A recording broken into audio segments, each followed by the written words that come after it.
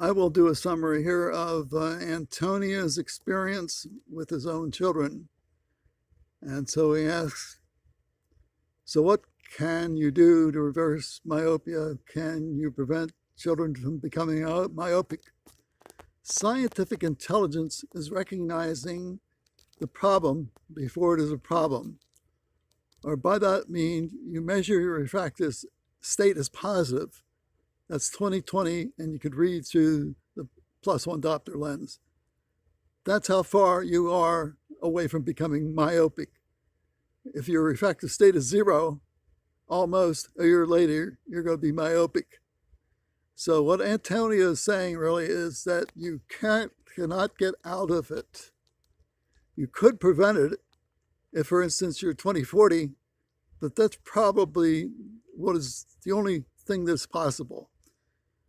So Antonio says, you are a lucky kid, or the ophthalmologist said it.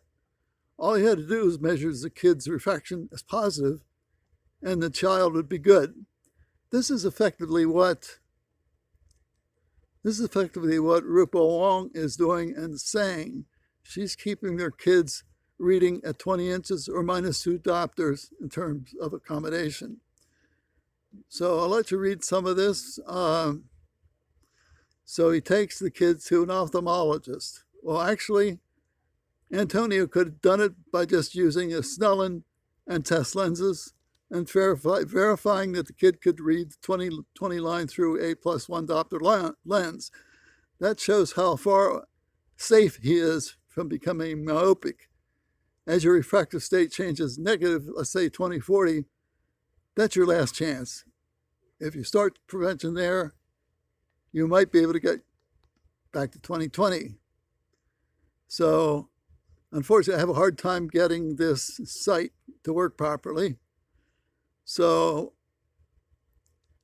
and to the best of my knowledge, Antonio should teach the kid how to make his own refractive measurement as I'm doing it. That is the only safe way to do it. Now, I'm using Kepler's method, which is a Snellen, a target, and verifying that I can read 20/20 through a +1 diopter lens. That makes me safe from nearsightedness. Now, during school, I would have to keep that up. I'd make the measurement myself. It's a mistake to rely too much on a third party, make a measurement that's going to affect you for the rest of life, particularly if your refractive state becomes slightly negative and you measure yourself. So here is our Antonio's references. Let me get this to work.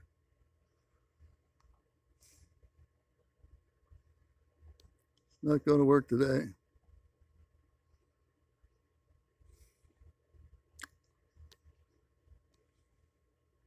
There are his kids, I think. Now, the one issue, don't know whether this papers, that's looking good. If you're an engineer, make your own judgments, then you are in control of the situation. If you don't have the control, you're really not in control.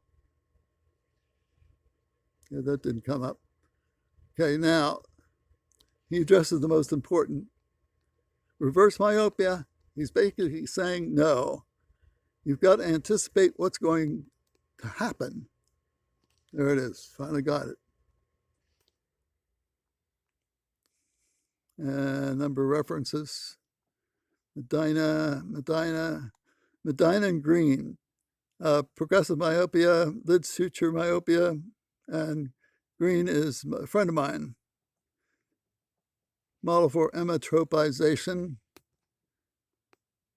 Ametropia is a refractive state that is not exactly 0. Prevention myopia and partial correction of hyperopia. Hyperopia is a positive refractive state of the completely normal eye. You want to have hyperopia. If you think that's a defect, you're wrong. It's normal. And matter of fact, it's essential for 20/20 vision. Twin study, those were her children.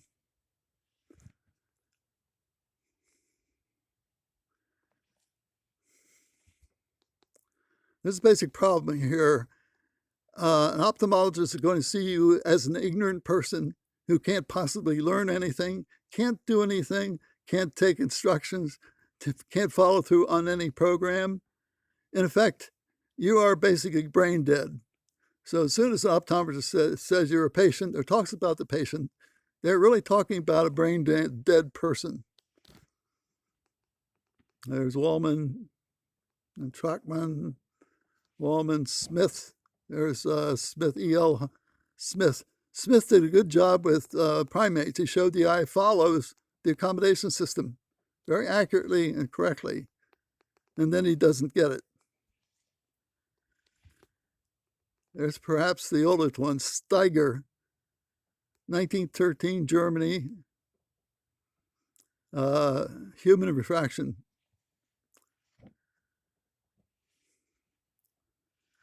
Okay, they always use the words emmetropia. Emmetropia does not exist. The eye doesn't have a refractive state of 0 exactly. It has all kinds of refractive states, but almost never 0. That's a language problem. There's Flitcroft. They always use emmetropization when the eye doesn't actually do that. There's Medina, Antonia, progressive of corrective myopia. And so he's been published. He's totally ignored, of course, but he is published.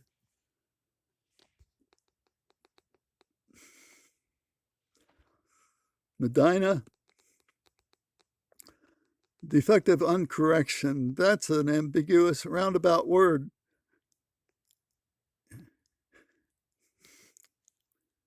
It's a double meaning under correction. It's not what engineering is all about.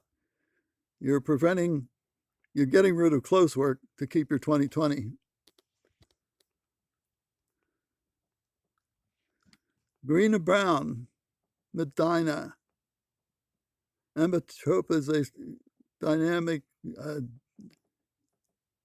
dual phase cycling. There's green. So we have been published. It's very hard to get anything published about the eye as a dynamic control system. I would say it's impossible.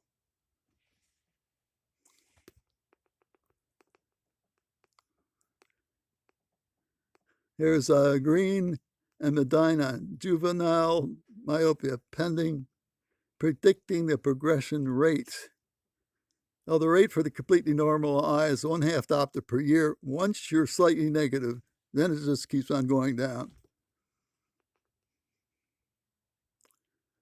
Let's see.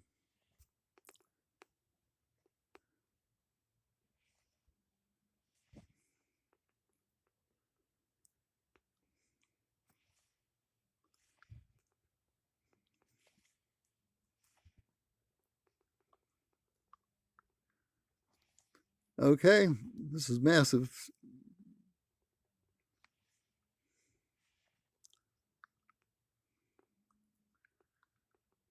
Okay, now it's the same old problem.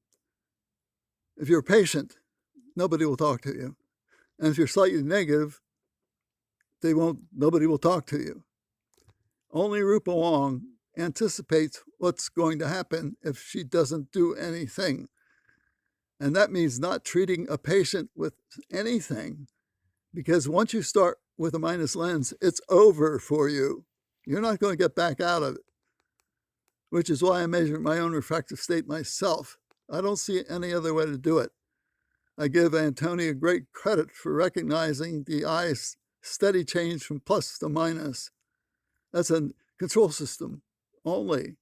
And you really want to stop it while your refractive state still measures positive. And people like Lance Kudler don't know, they're just going to put you in a strong minus when you're at 0 diopters or 20/30, which means it leaves me no choice but to do it myself. Smith the third, number 88, 89. You're talking to ambient lighting. So the whole mass of publications, none of them address the issue of prevention when you're zero diopters or slightly negative. They will just tell you it's impossible. It's impossible to prevent. Maybe yes, maybe no. Antonia says it is possible to prevent, providing you start at zero diopters. And that means wearing a plus.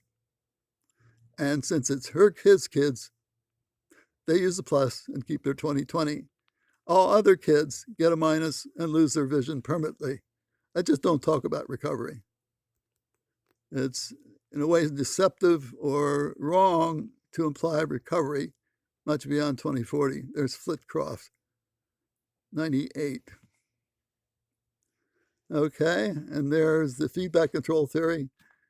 My feedback control comes from retina and lens. That itself is a separate system. The transfer function, Laplace transform, you wind up with an accurate equation for all completely normal eyes, which is the starting point, which is why I don't say defective, because all eyes at birth are, in fact, control systems like that. And to get some more data. And refractive change, I have this for Eskimos. I'm going to negative lenses like those in carrots in front of a donkey, open the feedback loop and keep myopia advancing. 100% correct. That's why I must stop or prevent when my refractive state is zero. There's some more age years. Refractive error, I wish I could go on with that. Okay. Alternative treatment. If you use the plus, you stay out of your refractive state, does not become negative. And there's theory put to use.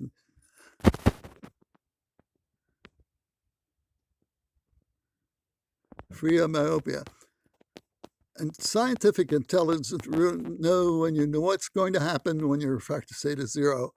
And it's either prevention or no prevention. If you start with a minus lens, you don't get out of it. You made a bad choice.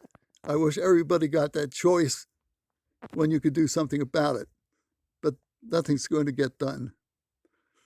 Engineers can get things done if you just present the science facts to them. So I'll let them go. Thank you, Antonio. You saved your kid's vision.